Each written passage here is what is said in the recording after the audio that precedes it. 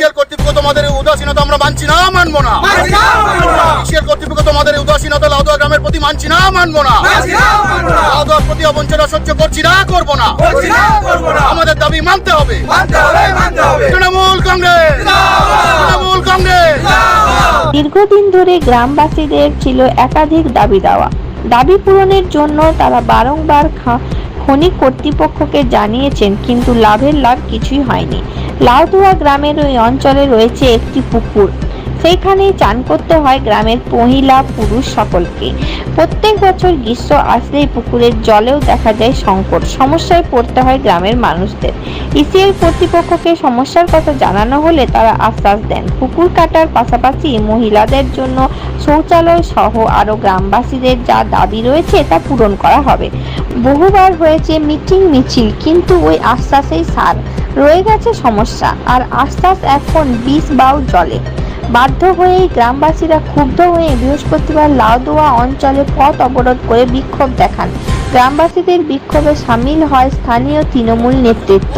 অবরোধের জেরে রাস্তা ছাড়া হয়ে দাঁড়িয়ে যেতে হয় কলিয়ারির কয়লা বোঝাই ডাম্পার সহ পথ চলতি মানুষকে, এমনকি ইসিএল আধিকারিকদের গাড়িও থমকে যায় বিক্ষোভের জেরে। ইসিএলের সঙ্গে আমাদের মেমোরেন্ডাম হয়েছিল লাউদোয়া গ্রামে। ওরা একটা প্যানেল যাওয়ার কথা ওদের আমাদের গ্রামের ভিতর দিয়ে, একটা পুকুরের ভেতর দিয়ে, সেটা ওরা 2 মাস আগের থেকে বলেছিল যে আমরা টোটাল পুকুর কাটাকাটি করে দেবো, তার সঙ্গে সারাউন্ডিং 5 কিলোমিটারের মধ্যে যে লাইট, তারপরে আমাদের শ্মশানের রোড, তার রিপেয়ারিং, এসব অনেকগুলো মেমোরেন্ডাম বেরিয়ে প্রায় 5 থেকে 7টা। হ্যাঁ, এবং সেখানে লেডিস টয়লেট, স্কুলের লেডিস টয়লেট, স্কুলের রিপেয়ারিং, রিনোভেশন, এসব নিয়ে অনেকগুলোই কথা হয়েছিল। তো তার মধ্যে একটা এখন ইসিএল ফুলফিল করেনি, অথচ নিজেদের প্যানেল নিয়ে চলে গেছে। আর 2 মাস ধরে ওদেরকে অনেকবার কড়া নাড়া হচ্ছে ওদের দরজাতে যে আপনারা ব্যবস্থা করে দিন। আমাদের সবাই যেন আমাদের গ্রামের একটা মাত্র পুকুর, এবং সেখানে মহিলাদের চানের অসুবিধা হচ্ছে। মানে যারা বাড়ি থেকে মারা গেলে পরে ওই একটাই পুকুর নিয়ে যায়।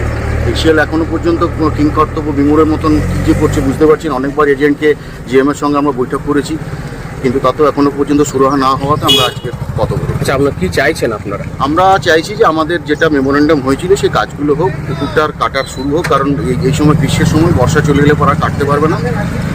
গত বছর থেকে এরকম টালবাহানা করছে। আমাদের যেসব মেমোরেন্ডামগুলো, যে দাবিগুলো আছে, সেই দাবিগুলো আমাদের ফুলফিল করা হোক, কাজ শুরু হোক, এটুকুই আমাদের ব্যাপার। আচ্ছা, যদি দাবি ইসিএল কর্তৃপক্ষ এখনো না মানে, তাহলে আগামী দিনে কি পদক্ষেপ? আরও বৃহত্তর আন্দোলনে যাবো আমরা, আরও বৃহত্তর আন্দোলনে যাবে। এখনো পর্যন্ত যদি ওদের টনক না নড়ে, তাহলে আমরা আরও বৃহত্তর আন্দোলনে যাবো। আচ্ছা, লাউদোয়া গ্রামবাসীর এখনো তো পর্যন্ত এটা শুধু ট্রেলার। আচ্ছা, এরপরে পুরো ফিল্মটা বাকি আছে, পুরো ফিল্ম আমরা দেখাবো এরপরে। আচ্ছা, আপনার নামটা? আমার নাম সাক্ষ্য চ্যাটার্জি।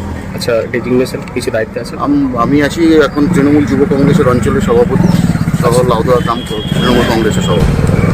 যদিও বিক্ষোভের মুখে পড়ে ইসিএল আধিকারিকেরা, তাদের গাফিলতির কথা স্বীকার করে নেয়। একটি সংস্থার উপর বরাদ দেওয়া হয়েছিল, কিন্তু তাদের টালবাহানায় থমকে যায় পুকুর কাটার কাজ। দাবি ইসিএল আধিকারিকের, আজ থেকেই শুরু হবে কাজ, প্রতিশ্রুতি তার। দিতে পারিনি, সত্যি তাই। মিটিং এ কথা হয়েছিল, আমরা করে দিতে পারি। দেখুন, তাহলে আমরা পুকুর কাটার কাজটা আমরা আজকে রাইটসের উপর ভরসা করেছিলাম এতদিন। ওরা বলছে যে ওরা রাস্তাও করেছিল রাইটস, কিন্তু ওরা বলছে আজ নয় কাল আমাদের মাটি দরকার নেই। এখন ওরা বাহানা করছে। ওরা যেহেতু ওদের অনেক মাটি লাগবে, তাই ওদের ভরসা দিয়েছিল। এখন আমরা আজকে এই কাজটা পুকুর কাটার কাজ আবারও মিলল একটা প্রতিশ্রুতি, উঠল বিক্ষোভ। কিন্তু আজকে নতুন করে দেওয়া প্রতিশ্রুতি পূরণ করবেন তো ইসিএল কর্তৃপক্ষ, নাকি বিক্ষোভ উঠে যাওয়ার পর খাদানের নিচে আবারও চাপা পড়ে যাবে প্রতিশ্রুতি?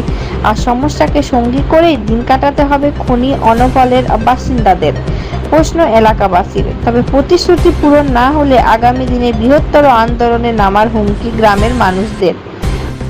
পশ্চিম বর্ধমান থেকে অনন্ত রুইদাসের রিপোর্ট, অ্যাক্টিভিস্ট বাংলা।